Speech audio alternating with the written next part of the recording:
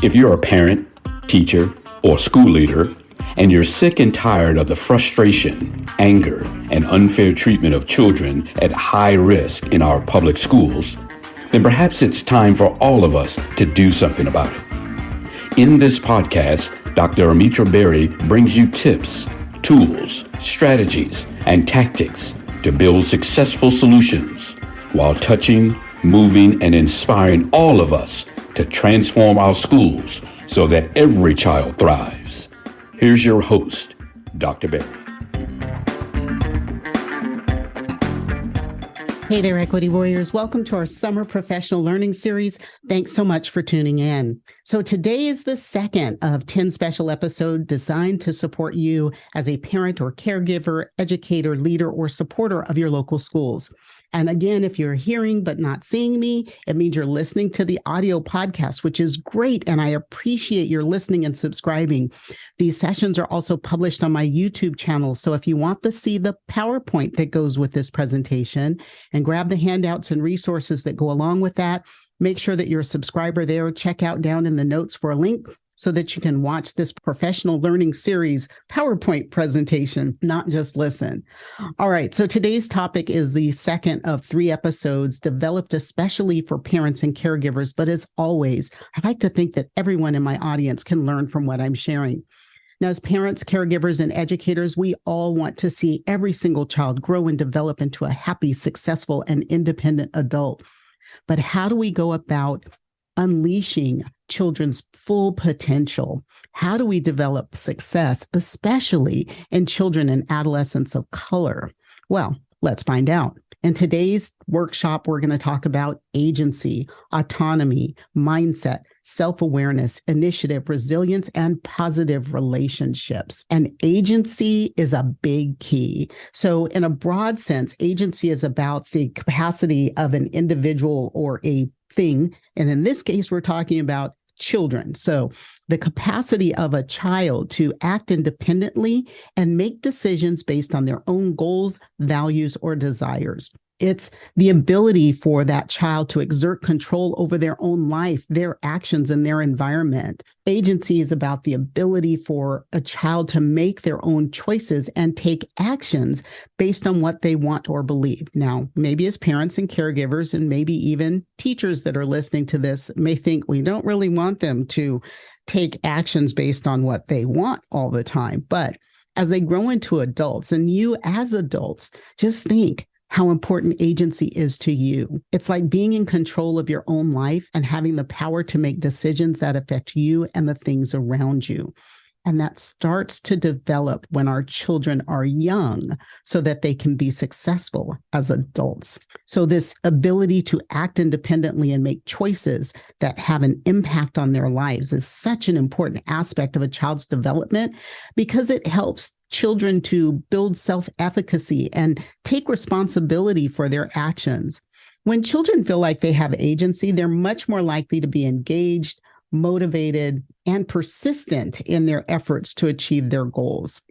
But there's this blame the system narrative that teaches kids that they're powerless against societal forces and that only with systemic change can they experience success. And to that, I say malarkey. And then there's a blame the victim narrative that tells our children that if any undesirable outcome in life is because they aren't good enough, they aren't smart enough, they aren't strong enough, regardless of whether or not they've received any meaningful support or guidance along the way. And to that, I say, pardon me, bullshit. They are smart enough. They are good enough. They are strong enough. So this third way, agency, helps keep the child at its center while relying on those institutions that are supposed to wrap our children up, their families, their faith communities, their schools, their neighborhoods, while those guide and support our children so that they can thrive and be the best they possibly could be. So agency and self-efficacy are connected because these two things both involve our children's ability to make choices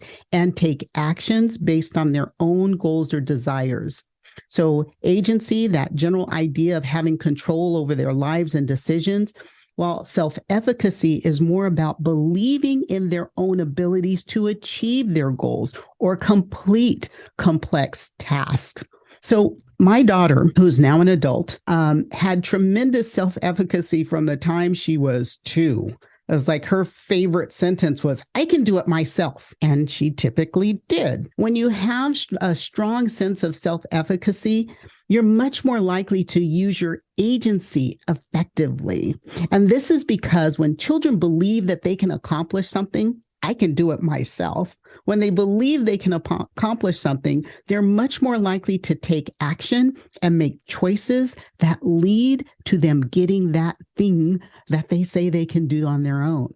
But on the other hand, when a child has low self-efficacy, they might not feel confident in their abilities, and that can limit the choices that they make and reduce their overall sense of agency. So while agency is the power of our children to make decisions and take control of their own lives, self-efficacy is them having the confidence in their ability to use that power effectively.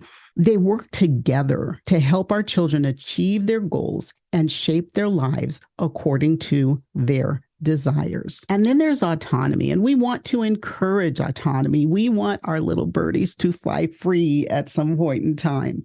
Autonomy in children means being able to make decisions and do things on their own without someone telling them what to do all the time. And I think as parents and caregivers, if they would just do what they're supposed to do on their own without us having to tell them to do it all the time, it would be a breath of fresh air for us. Autonomy is having the freedom and independence to choose your actions and take responsibility for those actions.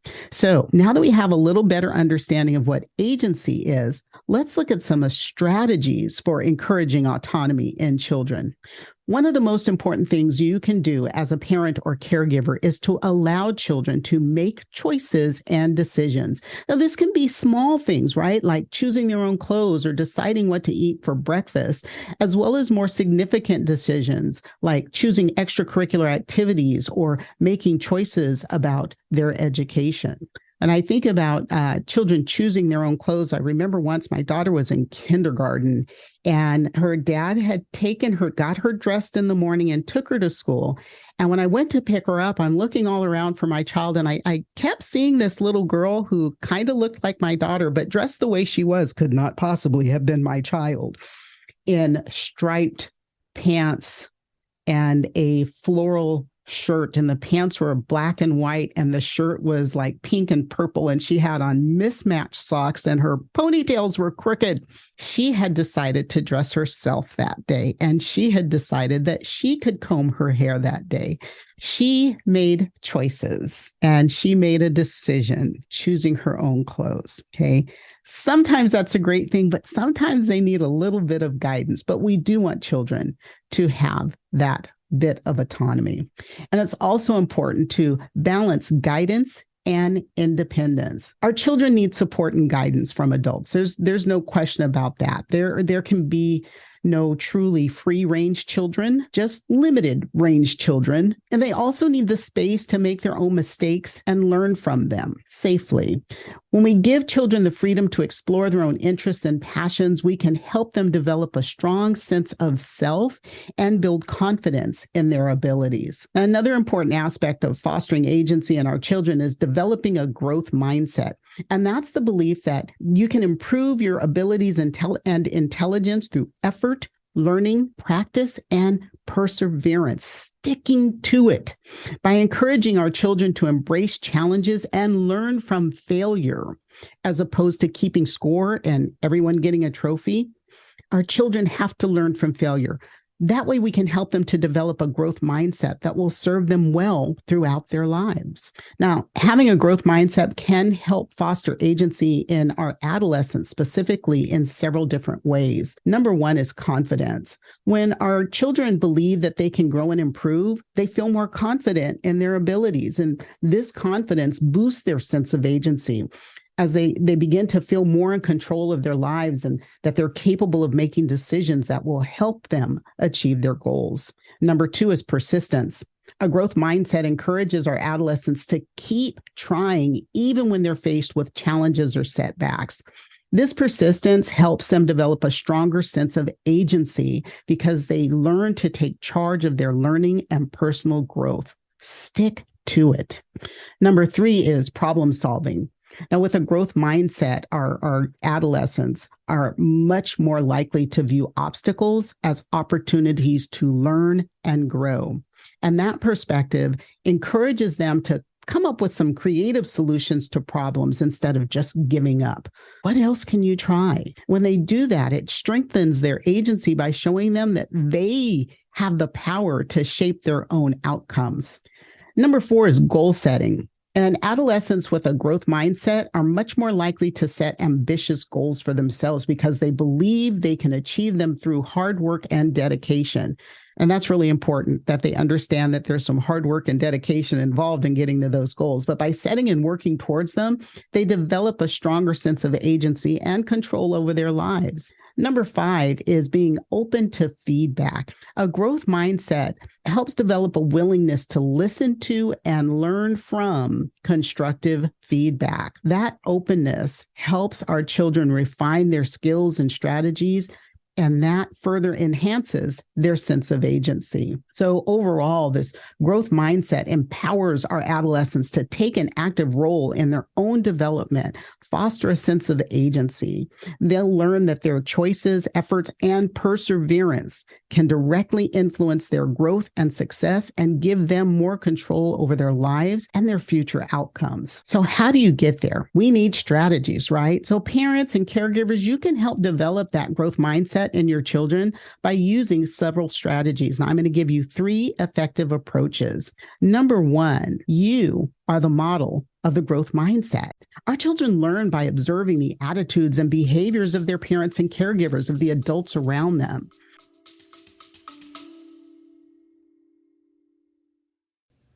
Hey there, Equity Warriors. I want to take a quick moment to share something exciting with you. You know how passionate I am about equity in education, right? Well, I've created a special space, a safe space, where we can dive even deeper into these crucial topics. It's our Patreon channel, and I'd love for you to join me there. Here's why it's so awesome. As a Patreon subscriber, you'll get access to exclusive content that I will not share anywhere else. I'm talking additional insights, workshops like you would get in regular professional learning sessions, resources that can really amplify your impact in education. But it's more than just extra content. By subscribing, you are directly supporting our mission. You're helping to create more valuable discussions and resources that you've come to love. You're part of the change we're making in educational systems. And let me tell you, our Patreon community, it is something special. It's a place where passionate educators and advocates can come together, share ideas, and drive real change. So if you're ready to take your commitment to educational equity to the next level, I'd be thrilled to have you join me. Just head over to patreon.com/3E podcast. That's patreon.com/3E podcast. Remember, your support means the world to me, and it helps me continue this important work. Together, we can create the educational system all our students deserve. Thanks for considering, and now let's get back to the episode.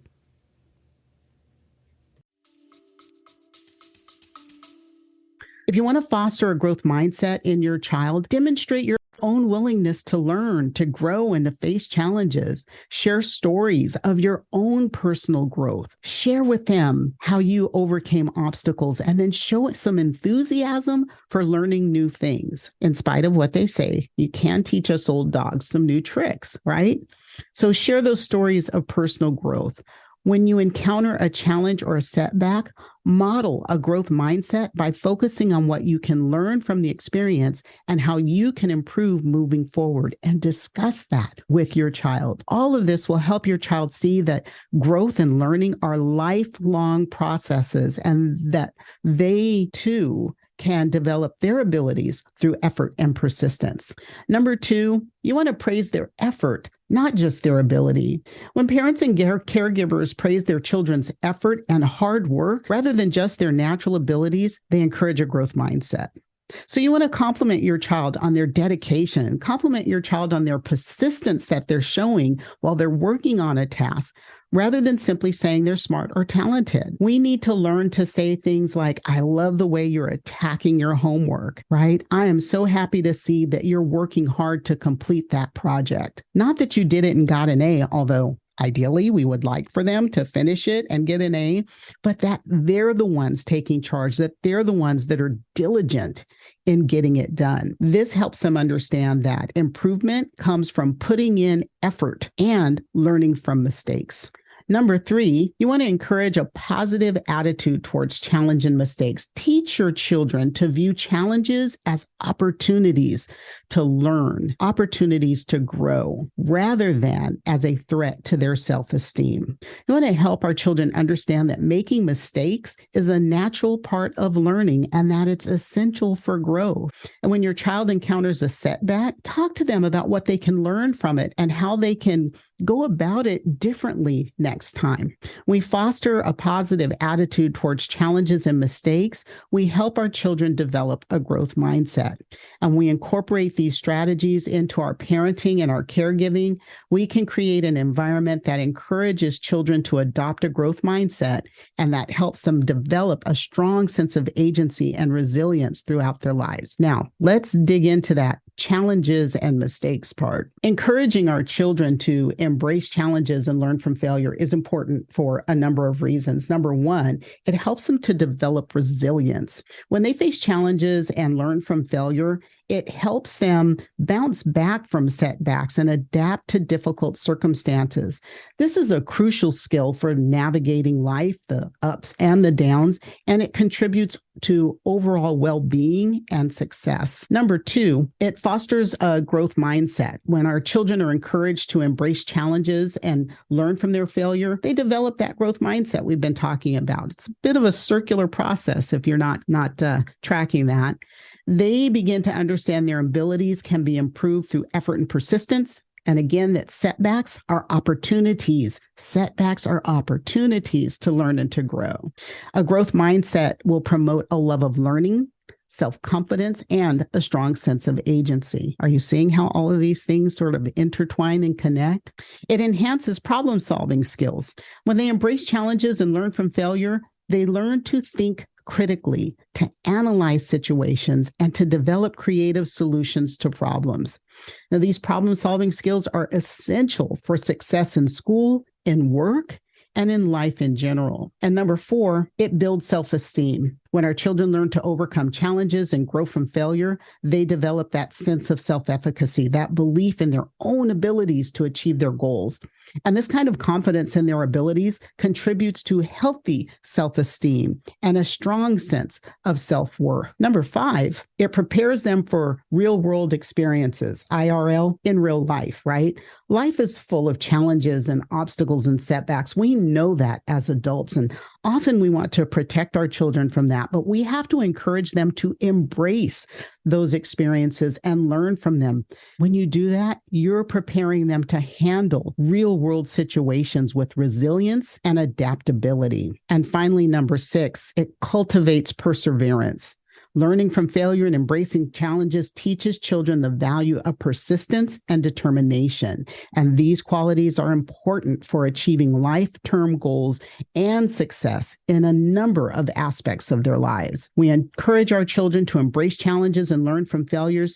Parents, caregivers, educators, we can all foster the development of essential life skills that contribute to their overall well-being, to their success, and to their ability to navigate the complexities of life. Self-awareness, how do we cultivate that? Well, first, keep in mind, this is also key to developing agency. When children have a good understanding of their own thoughts and feelings and behaviors, they're much better equipped to make decisions that align with their values and goals.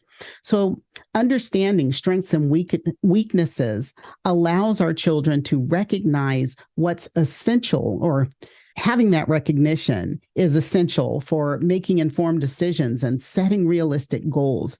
When our children understand their capabilities and their limitations, they can choose better actions that align with their abilities and then work on those areas that need improvement. Number 2, identifying values and desires. So being self-aware helps our children identify their personal values, their personal desires, and their personal motivations. Did you ever ask your child, why on earth did you do that? And they don't know? We need them to be self-aware so that they do know what motivated them to make the decision they made, because this understanding is vital for exercising agency by allowing them to make choices that align with their beliefs and aspirations rather than being influenced by external factors like peer pressure or societal expectations. Number 3 is emotional regulation. So self-awareness contributes to their emotional regulation, and emotional regulation is the ability to manage and control one's emotions. By understanding their emotional reactions and triggers, our children can respond more effectively to challenging situations. They can make more balanced decisions and maintain a sense of control over their lives. Number 4 is personal growth and development. Self-awareness is essential here because it enables our children to recognize the areas where they can improve or change. By reflecting on their thoughts, their feelings, and their actions, they can learn from their past experiences, adapt their behaviors, and develop new skills. All of these things contribute to that stronger sense of agency. Number 5, it enhances relationships. It helps our children understand how their actions and emotions impact others. And this understanding can lead to better communication, to empathy, and to conflict resolution. And these things can strengthen relationships and support a collaborative environment, further empowering our children to exercise their agency effectively. And finally, there's decision making, which allows our children to have a better understanding of their thought processes, their biases, and their decision-making patterns.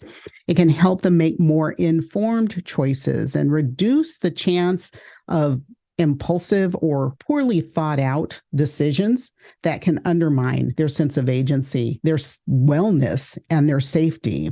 So self-awareness, essential for agency because it provides our children with the knowledge and understanding they need to make informed decisions, to set goals, to manage emotions, and to navigate relationships effectively. It empowers them to take control of their lives and make choices that align with their values, desires, and personal growth. And parents, and caregivers, you can help your children cultivate self-awareness using several strategies. I'm going to give you 3. Model. Sound familiar? We want to model self-awareness as well because our children learn by observing our behaviors, right? So demonstrate self-awareness by openly sharing your thoughts, your feelings, your experiences. Talk to your children about your own strengths, weaknesses, values, emotions, and show how you use self-awareness to make decisions, to learn from mistakes, and to grow as a person.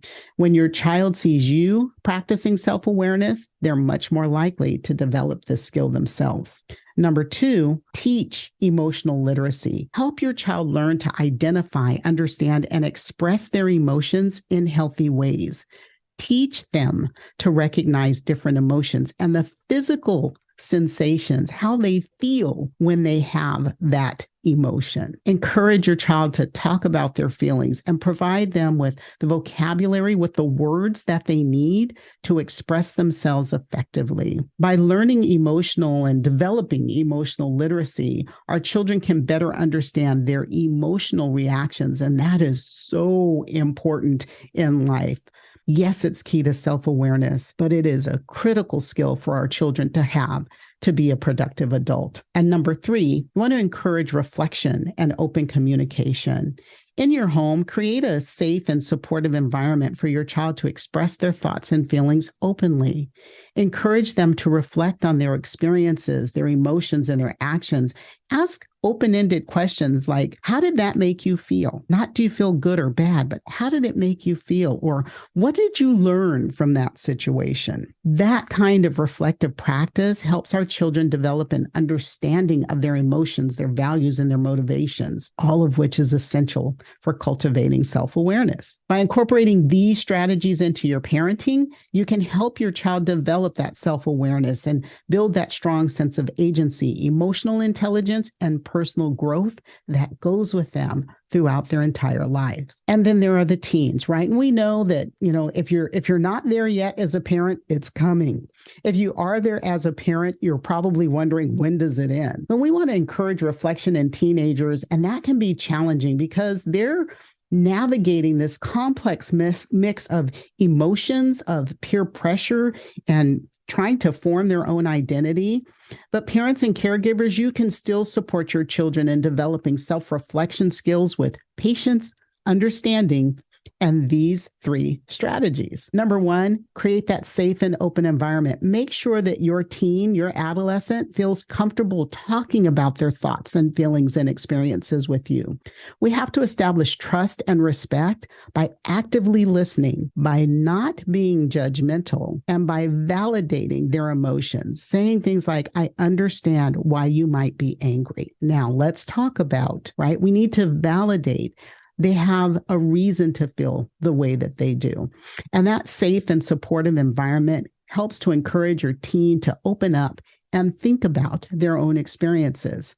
We want to ask open-ended questions.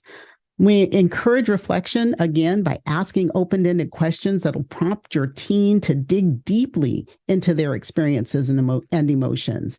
So instead of asking, did you have a good day? Try asking, what was the most interesting part of your day? Or how did you handle that difficult situation? Open-ended questions give your teen a chance to explore their thoughts and feelings in more detail. 3, encourage journaling or other creative outlets. Suggest that your teen keep a journal, that they write poetry or engage in some other creative activity to express their thoughts and feelings. It could be art, could be drawing, it could be sculpting.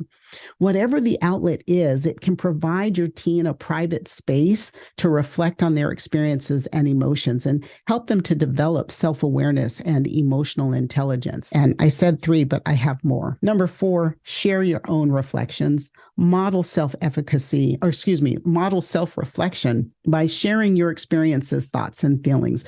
Talk about the lessons you learned from your mistakes. I mean, come on, we've all made mistakes. And sometimes we're not comfortable talking about the mistakes we've made with our children. But if we want them to not repeat those same types of mistakes, we have to talk about it.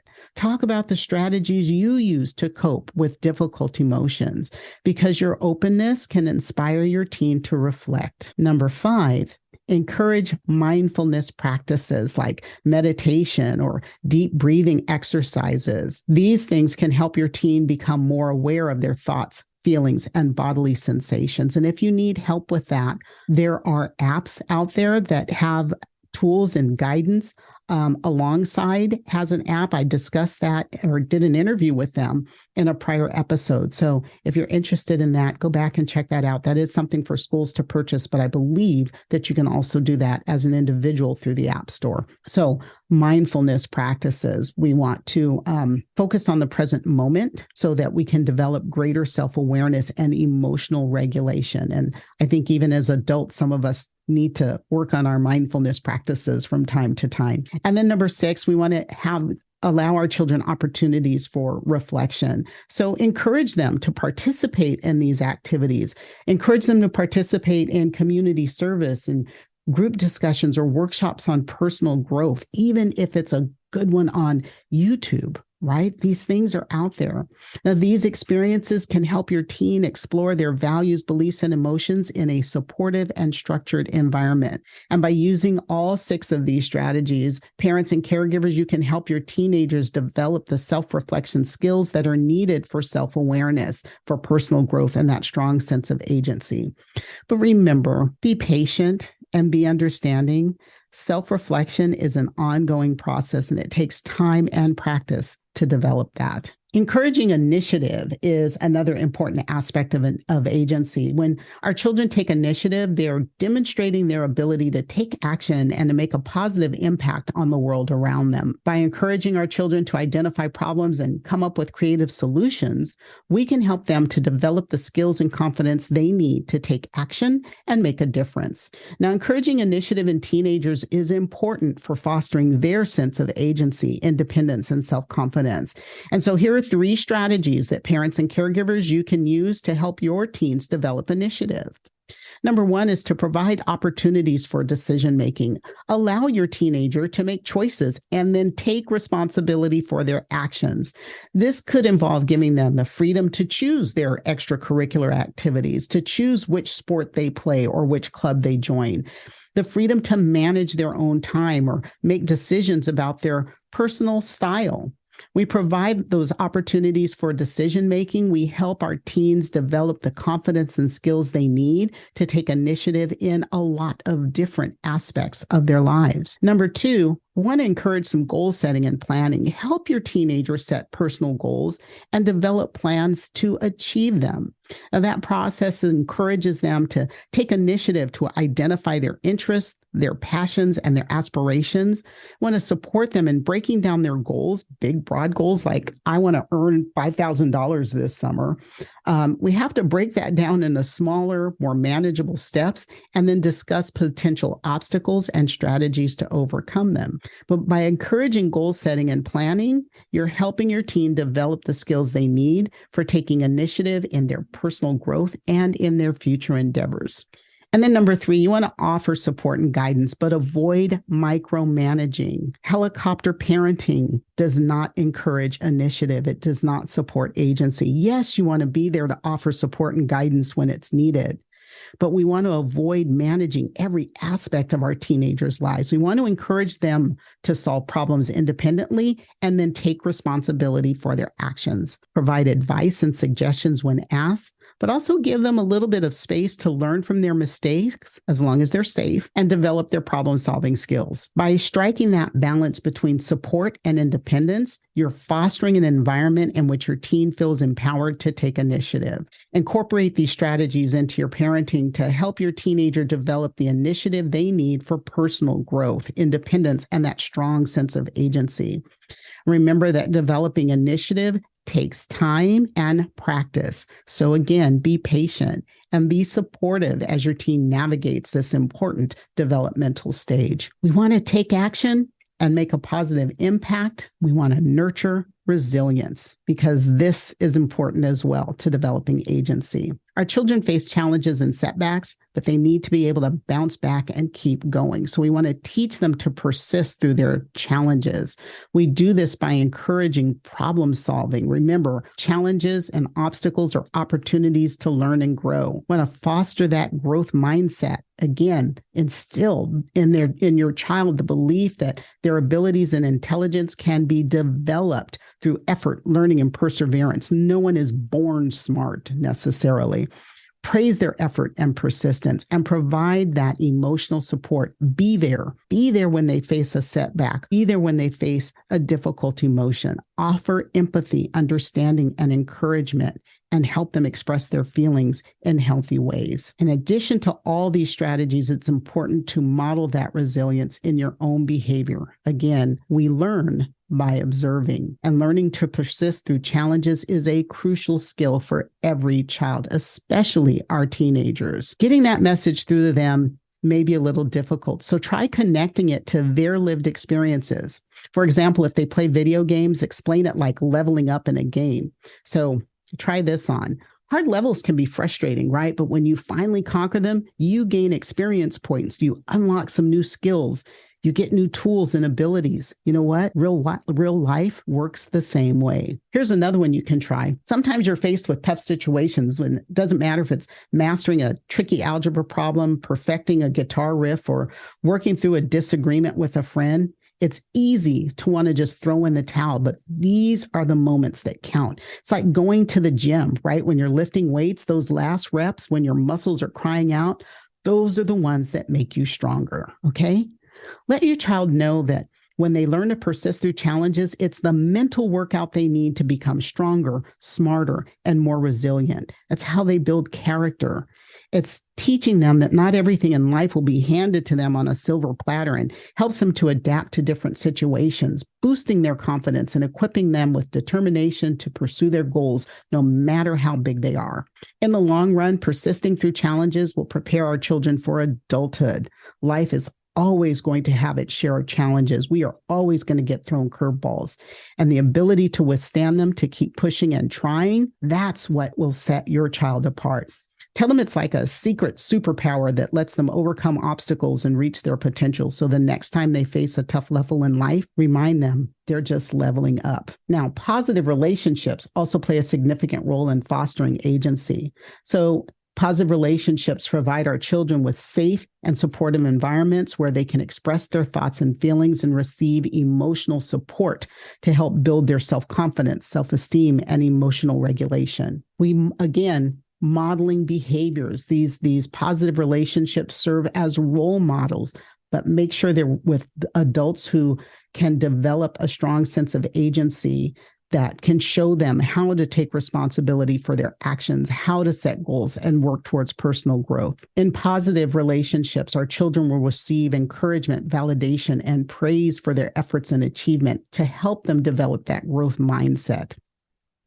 And then those supportive relationships can help children develop skills for agency, skills like problem solving, decision making, and goal setting through that guidance and constructive feedback from caring adults and peers. This is where they get those tools they need to take control of their lives. It's also a strong support network, a social support network that will help our children feel connected. And connectedness is so important in this world that they're living in. Help them feel secure and empowered. Know that they have people to turn to for help and advice when they need it, and to give them the confidence to take manageable risks, explore their interests, and develop their sense of agency. And then there's collaboration and cooperation, where peers can teach children the value of that collaboration and cooperation that can help further enhance their agency. And then what can you do? What can you do as a parent or caregiver? Very simply, first and foremost, stay involved. Even when they tell you to butt out, butt in. We do know better than they do. We have been there, tried that, done that, and learned from it. Number 2, support your children. It doesn't matter if they're 3 or 30, they still need you. And then 3rd, educate yourself. Tuning in here is a great start. Keep seeking knowledge from experts who understand the unique lived experiences of your child in your community and the challenges that they'll face. Thank you for joining me today. I hope you've got some new tools and strategies for developing agency in your child. Continue to join me every week. Send me your questions, topics, and requests to askdrberry.com, and I will answer those questions and bring you experts to help address those topics. Now, like, share, subscribe, turn on notifications, and as always, don't worry about the things you cannot change. Change the things you can no longer accept. And I'll see you next time. That's it for today's episode of the 3E Podcast. Head over to iTunes and subscribe to the show. One lucky listener every single week that posts a review on iTunes will win a chance in a grand prize drawing to win a $25,000 value private VIP day with Dr. Berry herself. Be sure to head over to 3epodcast.com and pick up a free copy of Dr. Berry's gift. Then join us on the next episode.